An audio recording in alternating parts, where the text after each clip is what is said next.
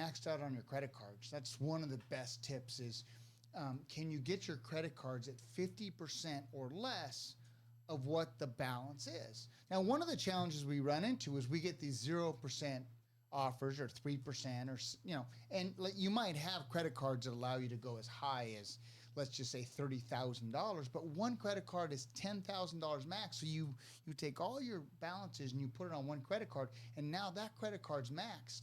Well, if it ever goes above that 10,000, even for a short period of time because of interest, it makes it look like you're beyond, you owe more than what that credit card is. So sometimes that could be a real danger. So having your credit card spread out through several credit cards at less than 50% of the balances is probably one of the biggest keys that people don't realize. Sometimes I'll say, borrow some money from that Uncle Jack that you have just to get your credit cards lower than at 50%.